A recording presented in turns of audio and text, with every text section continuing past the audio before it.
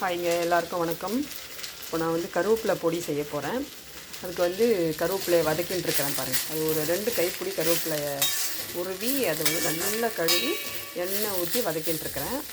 அதுக்கப்புறம் நெக்ஸ்ட்டு பார்த்திங்கன்னா உளுந்து ஒரு 100 கிராம் கருப்பு உளுந்து எடுத்துக்கிறேன். இது வெள்ளை உளுந்து எடுத்துக்கலாம், கருப்பு உளுந்து எடுத்துக்கலாம். ஆனால் கருப்பு உளுந்து கொஞ்சம் ஹெல்த் பெனிஃபிட் அதிகமாக இருக்கிறதுனால நான் வந்து கருப்பு உளுந்து எடுத்துக்கிறேன்.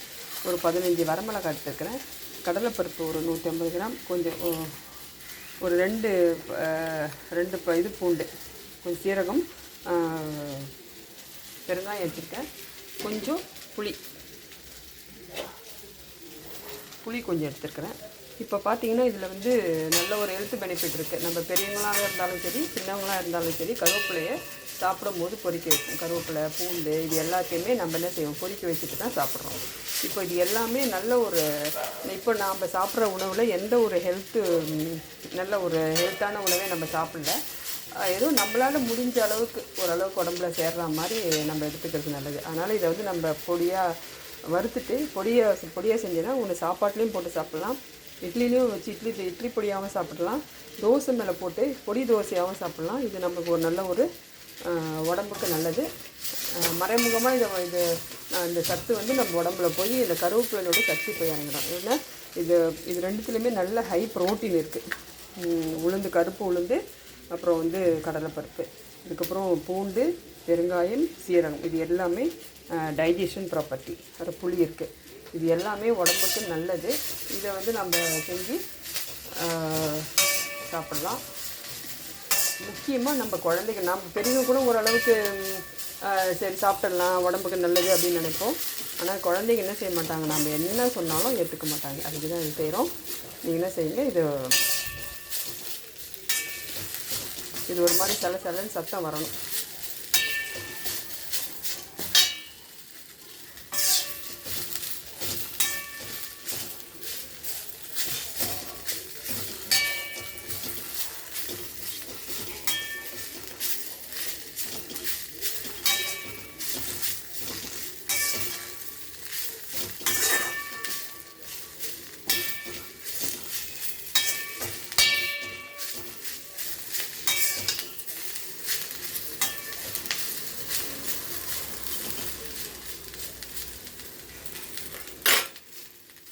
இன்னும் கொஞ்சம் வறுபடணும்.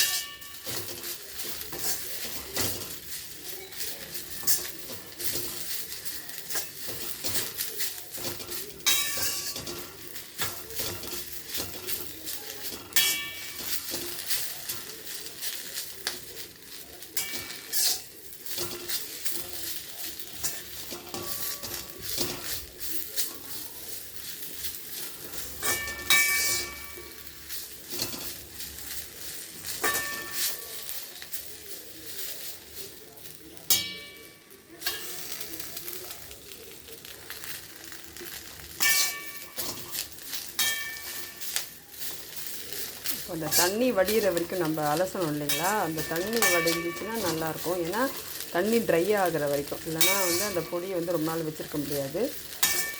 அதனால் கொஞ்சம்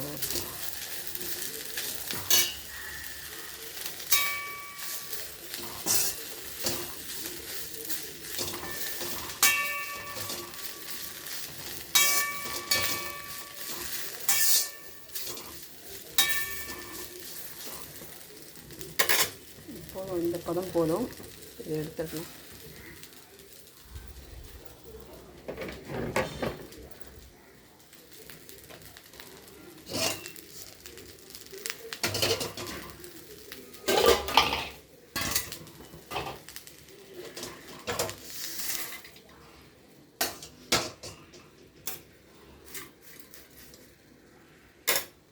கொஞ்சம் எண்ணெய் விட்டு, கடலை எண்ணெய் தான் நான் விடுறேன்.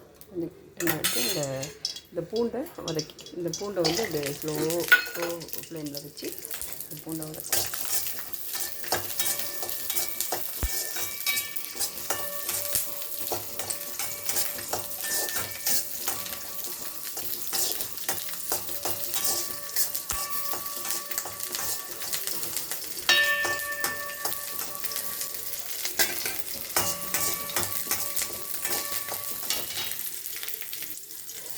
பூண்டு நல்ல ஒரு வாசனை வருது. இந்த பூண்டு, இந்த கருவேப்பிலை, இந்த வாசனையெல்லாம் நல்லாயிருக்கும். அதெல்லாம் ஒன்றா கலங்கும் போது நல்லாயிருக்கும். தோசையெல்லாம் போட்டு சாப்பிடும்போது அல்டிமேட்டாக இருக்கும்.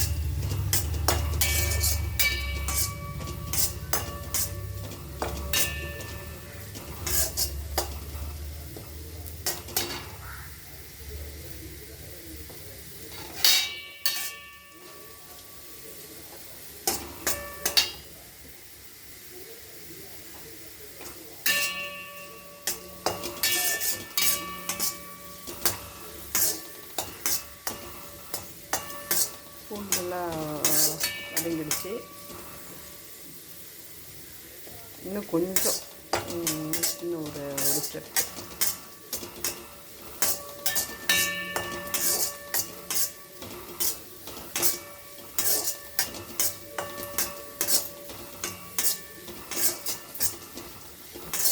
இந்த பூண்டும் இந்த கருவேப்பிலையும் வதக்க தான் கொஞ்சம் டைம் எடுக்கும். மற்றதெல்லாம் நம்ம சீக்கிரம் வதக்கிடலாம். ஏன்னா கருவேப்பிலை வந்து அந்த பச்சைனுடைய நிறம் போகக்கூடாது. அதுமாரி பூண்டு வந்து கருகாமல் வதக்கணும். அதுதான் இங்கே மெயினு.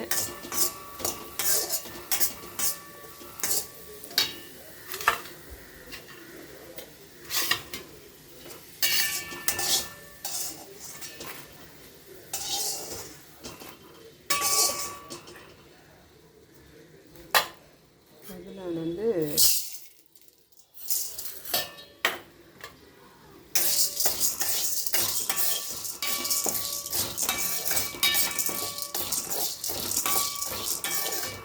நல்லா வாசனை வர வரைக்கும் இதை வந்து நம்ம பார்க்கணும்.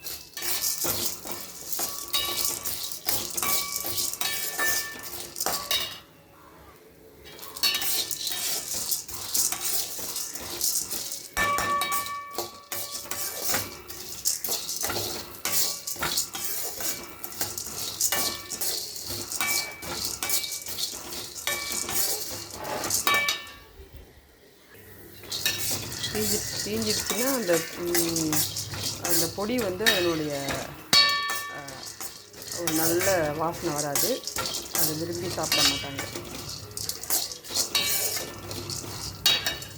இதே நம்ம வந்து இதே பேஸ் வச்சு முருங்கைக்கீரையிலையும் செய்யலாம். அது மாதிரி ஏன்னா சில ஏரியாலெலாம் பார்த்திங்கன்னா முருங்கைக்கீரை ஃப்ரெஷ்ஷாக கிடைக்காது. அப்படி நினைக்கிறவங்க என்ன செய்யலாம், எப்போ எங்கே கிடைக்கிதோ அதை வாங்கிட்டு வந்து, ஏன்னா அது ரொம்ப நாள் வந்து ஃப்ரிட்ஜில் வந்து ஸ்டோர் பண்ணிலாம் வைக்க முடியாது. அதை வந்து இது மாதிரி கருவேப்பிலைக்கு பதில் இதை பொடி செஞ்சு வச்சுக்கலாம். பொடி செஞ்சு வச்சுக்கிட்டா அதை நீங்கள் வந்து சாம்பார் பொடியாக கூட அதை யூஸ் பண்ணலாம். சாம்பாரில் கூட போட்டிங்கன்னா கூட சுவை நல்லாயிருக்கும்.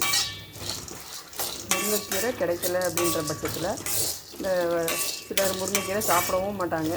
அப்போ அவங்களுக்கு வந்து அது எப்படியாவது, ஏன்னா அது வந்து முருங்கைக்கீரை வந்து குயின் ஆஃப் க்ரீன்ஸ் அப்படின்னு சொல்லுவாங்க. அதனால் முருங்கைக்கீரை வந்து எல்லாருமே எடுத்துக்கணும். வாரத்தில் 2 நாள்னாச்சும் முருங்கைக்கீரை எடுத்துக்கணும். அந்த முருங்கைக்கீரை அடிக்கடி கிடைக்காதவங்க வந்து இது மாதிரி பொடியாக செஞ்சு எதையாவது ஒரு விதத்தில் அதை எடுத்துக்கலாம். பாருங்கள், கடலைப்பருப்பு நல்ல ஒரு வாசனை வருது.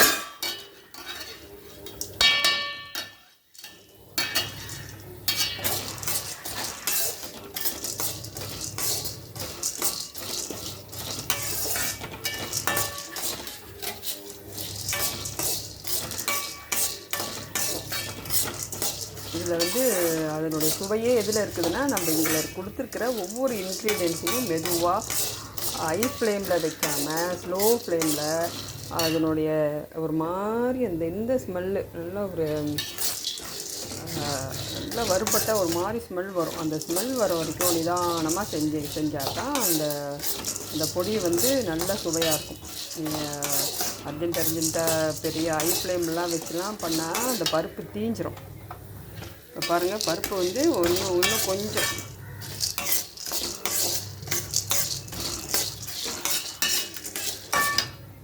அப்போ தான் வந்து இந்த பருப்பும் வந்து பச்சை வாசனை அடிக்காது. ஏன்னா நம்ம வந்து பச்சையாக தான் போட்டு சாப்பிட போகிறோம். அதனால தான் நல்லா வறுத்துட்டோன்னா அது சமையல் பண்ண அந்த உணர்வு அதில் இருக்கும். பச்சை ஸ்மெல் வராத அளவுக்கு, பச்சை ஸ்மெல்லே வரக்கூடாது, அந்த அளவுக்கு நல்லா இதை வறுபடணும். தீயை வைக்கக்கூடாது.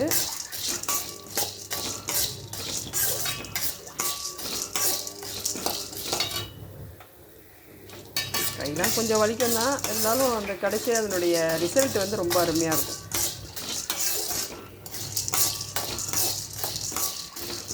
பாருங்கள், ஸ்லோ ஃப்ளேமில் தான் வச்சு அதை வந்து வறுக்கிறேன்.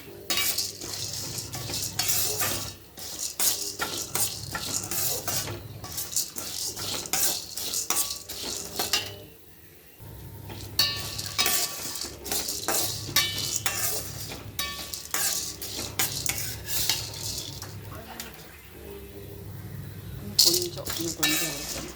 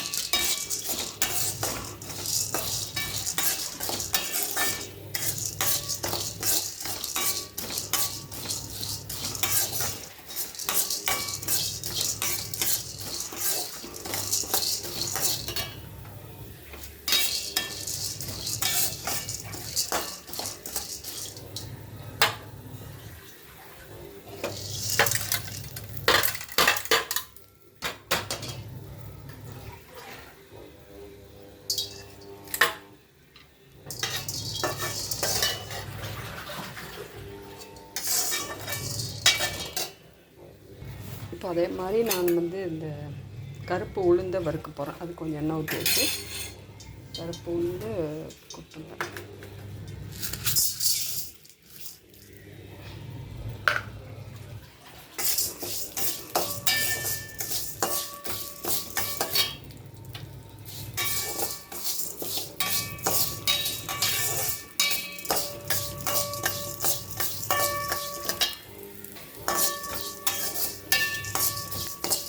இதுவும் அந்த கடலை பருப்பு வறுத்தா மாதிரி இதுவும் வந்து மெதுவாக அந்த வாசனை வர வரைக்கும் இதை வறுக்கணும்.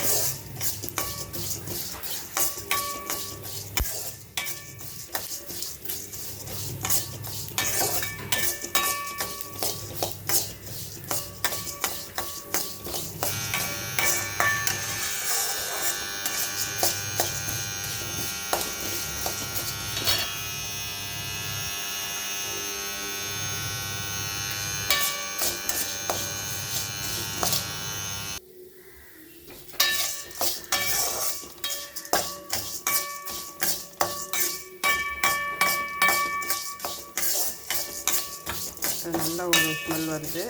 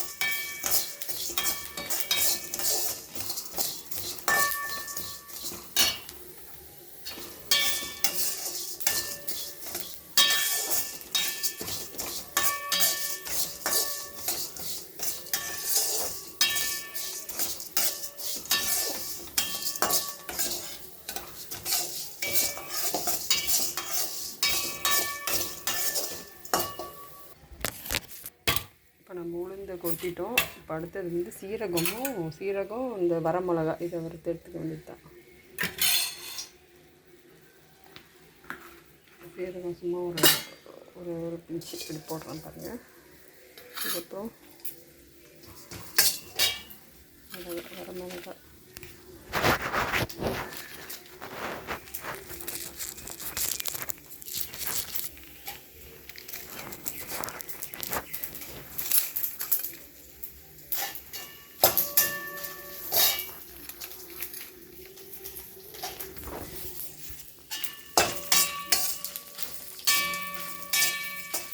கொஞ்சம் நல்ல ஒரு காரமான மிளகாய் இது, அதனால் நான் ஒரு 15 எடுத்துருக்கிறேன்.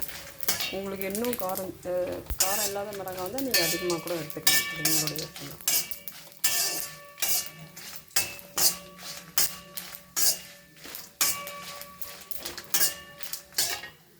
இது கூடயே அந்த புளியையும் போட்டுறேன்.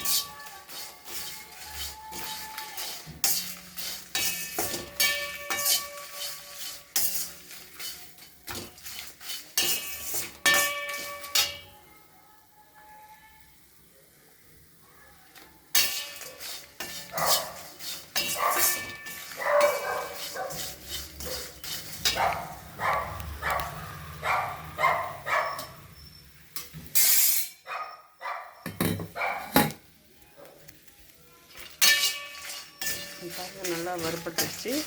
இப்போ வந்து என்ன செய்யலாம், இங்கே எல்லாத்தையும் ஒன்றா கொட்டிடுவோம்.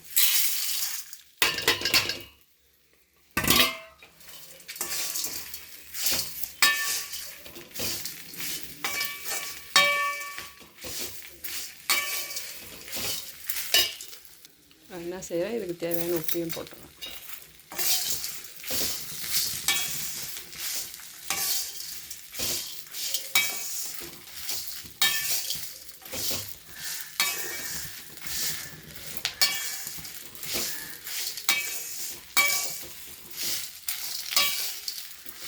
அப்படி இருக்கு பாருங்கள்.